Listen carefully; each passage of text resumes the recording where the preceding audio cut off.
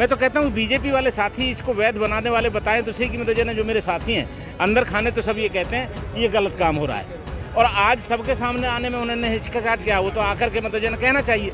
मैं बीजेपी की पार्टी में कह चुका, मैं सब जगह कह चुका, अगर बीजेपी इसको गलत समझती है तो समझती रहे, मैं अपनी पब्लिक जनता के साथ हूँ। इनका विरोध करेंगे, इस टोल का विरोध करेंगे, 6 लेन प्रोजेक्ट पूरा ना होने तक का विरोध करेंगे, और जब ये पूरा कर देंगे हमें टोल देने में कोई इतराज़ नहीं। इस समय हम मौजूद हैं फरीदाबाद और पलवल के बीच में गदपुरी, जहां जगह है, और वहां एक नया टोल स्थापित किया गया है जिसका विरोध स्थानीय लोग, किसान और बल्कि जो कांग्रेस के जो नेता हैं, स्थानीय नेता, वो भी इसका विरोध कर रहे हैं। उसमें बीजेपी के विधायक, हालांकि बसपा से विधायक रहे थे पहले टेकचंद शर्मा, हाल ही में वो बीजेपी में हैं और वो भी अब इसका विरोध कर रहे हैं। अभी हमारे साथ मौजूद है टेकचंद शर्मा जी, जानते हैं उनसे कि किन मुद्दों पर जो विरोध है वो किन मुद्दों पर है।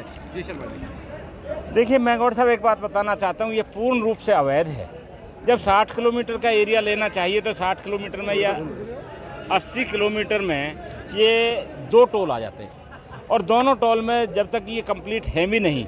इसके साथ साथ जो ये हमारे गदपुरी गांव की ज़मीन में जहां हम बैठे हैं यहाँ प्रदर्शन में, ये इसका ना मुआवजा दिया, ना एक्वायरमेंट की, ना अभी तक कोई इस बारे में कोई बात की गई।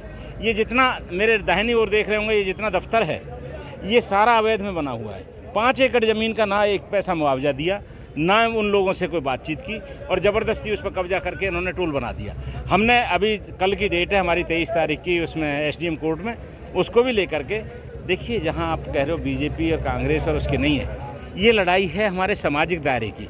जिस तरीके से आज चंडीगढ़ की कोई बात आती है तो उस समय पे कांग्रेस, बीजेपी, एनएलओ, जेजेपी सभी पार्टियां एक मत होकर कहते हैं कि भाई चंडीगढ़ हमारा है। इसी तरीके से SYL के पानी की बात आती है, उस पर भी ये इकट्ठे हो जाते हैं। आज गदपुरी में अवैध काम हो रहा है, जो ये जिस तरीके से टोल पे, मैं तो कहता हूँ बीजेपी वाले साथी इसको वैध बनाने वाले बताएं तो सही कि मतलब जो मेरे साथी हैं अंदर खाने तो सब ये कहते हैं कि ये गलत काम हो रहा है, और आज सबके सामने आने में उन्होंने हिचकिचाहट किया, वो तो आकर के मतलब कहना चाहिए।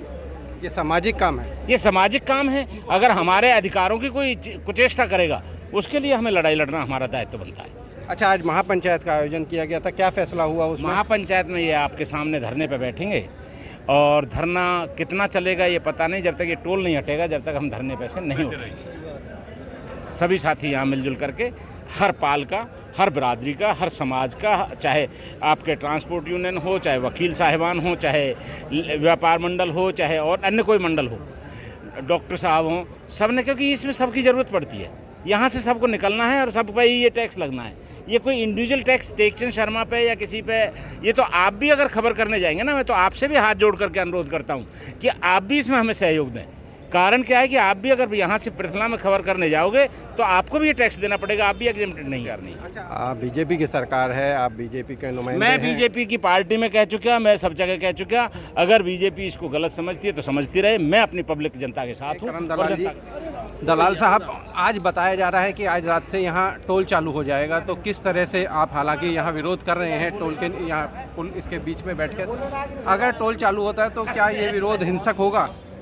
देखिए, शांतिपूर्ण ही चलेगा। हमारा शांतिपूर्ण धरना है, और कानून से जो हमारा हक बनता है, ये गदपुरी गांव की ज़मीन है जहां ये धरना है, इसका कोई मुआवजा नहीं मिला, गांव से कोई इजाज़त नहीं ली गई, तो हिंसक होना बिल्कुल सवाल ही पैदा नहीं है। हम कानूनी तरीके से गांव की ज़मीन पर धरना दे रहे हैं। हमारा हक है कि हमारी ज़मीन को बिना मुआवजे दिए जो एक्वायर किया है उसका मुआवजा दिया जाए, और जो ये दिल्ली आगरा 6 लेन प्रोजेक्ट है, शर्तों के मुताबिक वो हर शर्त लिखी हुई है। तो बल्लभगढ़ के पुल को, ROB को जो 6 लेन नहीं किया, जहाँ जाम लगते हैं उसको 6 लेन किया जाए। पलवल के पुल को जो 3.5 किलोमीटर को 4 लेन बना दिया गया, जो कि 6 लेन बनना था, उसको 6 लेन किया जाए।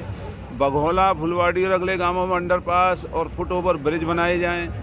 उसके बाद ये इलाका खुद जाएगा, जो टोल लेना है ये लें। वो जब तक ये शर्तें पूरी नहीं होती हैं, हमारे इलाके का ये फैसला है कि पलवल ज़िला और फरीदाबाद ज़िला के कोई भी व्यक्ति किसी भी स्वरूप में हैं, उनसे ये कंपनी टोल नहीं लेगी। और ना कानूनी लड़ाई भी लड़ने के मूड में हैं आप, तो किस तरह से कानूनी लड़ाई लड़ी जाएगी?